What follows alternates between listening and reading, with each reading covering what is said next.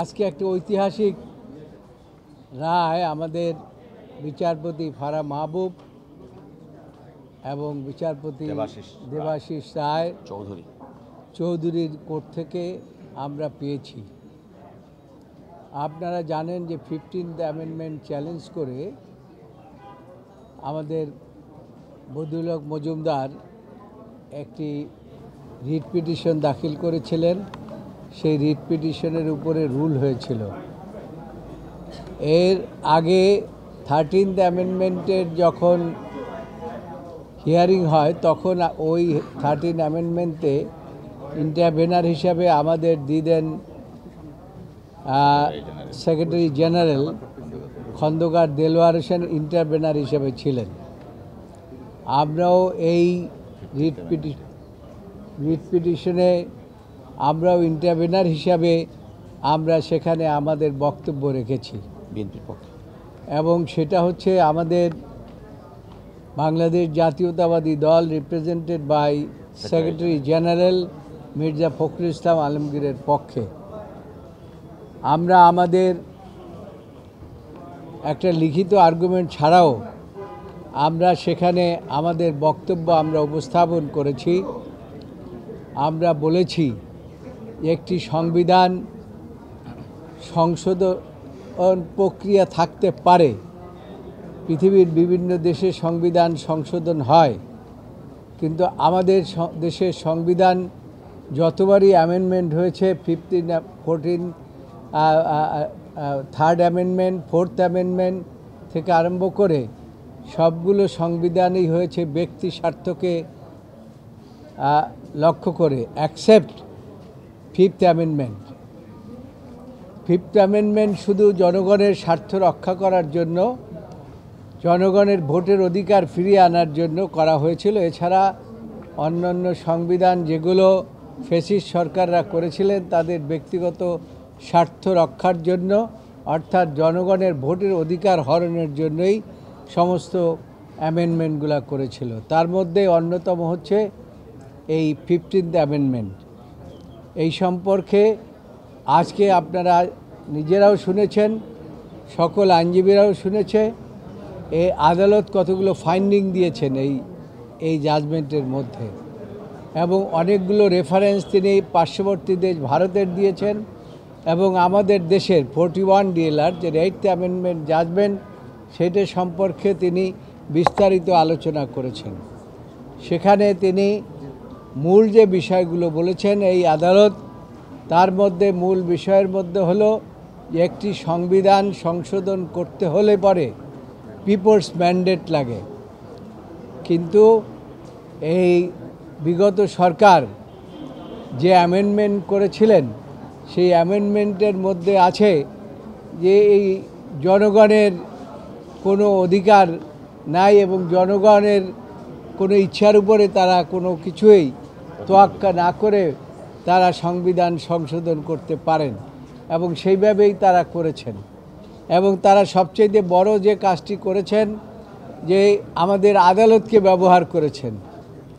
আদালত হচ্ছে বাংলাদেশের এই মানুষের গার্ডিয়ান অফ দি কনস্টিটিউশন। তার কারণ এই গার্ডিয়ান অফ দি কনস্টিটিউশনকে যেন তেন করে ব্যবহার করা যায় না, কিন্তু আমাদের ফ্যাসিস্ট সরকারেরা তারা যেন তেন করে আদালতকে ব্যবহার করেছেন। আদালতের উপর অস্ত্র ধারণ করে আদালতের মাথায় অস্ত্র ঠেকিয়ে তারা জাজমেন্ট নিয়েছেন, এবং সেই জাজমেন্টের প্রতিফলন হচ্ছে এই 15th অ্যামেন্ডমেন্ট। আমরা সেখানে বলেছি, প্রথমেই যেটা বলেছি সেটা হলো যে 15th অ্যামেন্ডমেন্ট যেটা করা হয়েছে, যেখানে আপনার সর্বোচ্চ আদালতে একটা জাজমেন্ট ঘোষণা করা হয়েছিল, আপনারা জানেন, শর্ট অর্ডার দিয়ে। সেই শর্ট অর্ডারের মধ্যে যে জিনিসটি ছিল সেটা ছিল 2 বার অন্তত পার্লামেন্ট নির্বাচন তত্ত্বাবধায়ক সরকারের অধীনে হতে পারে এবং পার্লামেন্ট সেভাবে সংশোধন করবেন। কিন্তু পরবর্তী কয়েকদিনের মধ্যেই সংবিধান সংশোধন হয়ে গেল, কিন্তু আদালতের রায়ের প্রতি অবজ্ঞা করে এই রায়ের প্রতি কোনো তোয়াক্কা করলেন না। পরবর্তীতে যেভাবে সংবিধান সংশোধন হয়েছে সেভাবেই সাবেক প্রধান বিচারপতি খায়রুল হক সাহেব জাজমেন্ট দিয়েছেন, পূর্ণাঙ্গ জাজমেন্ট দিয়েছেন, যেটা এই দেশের জাতি গ্রহণ করে নাই। এবং সেই সম্পর্কেও আমরা এই আদালতে আমাদের বক্তব্য উপস্থাপন করেছি। আদালত পিটিশনারের বক্তব্য শুনেছেন, সরকারের বক্তব্য শুনেছেন, ইন্টারভেনার আমরা আমাদের বক্তব্য শুনেছে এবং লিখিত যে আর্গুমেন্ট সেটাও তারা নিয়েছেন এবং সেটা নিয়ে সেখান থেকে যে জিস্ট তারা বলেছেন যে এই যে 15th অ্যামেন্ডমেন্ট যেটা করা হয়েছে এটা জনগণের কোনো ইচ্ছার প্রতিফলন ছিল না। এটা আমাদের দেশেরও যে জাজমেন্ট আছে সেখানে বলা আছে একটি সংবিধানকে সংশোধন করতে হলে পরে যে সমস্ত উপাদান থাকা দরকার তার মধ্যে basic structure of the constitution এটা চেঞ্জ করা যাবে না। কিন্তু বেসিক স্ট্রাকচারটা তৈরি হয় পিপলসের উইলের উপরে, সেটাও আদালত বলেছে।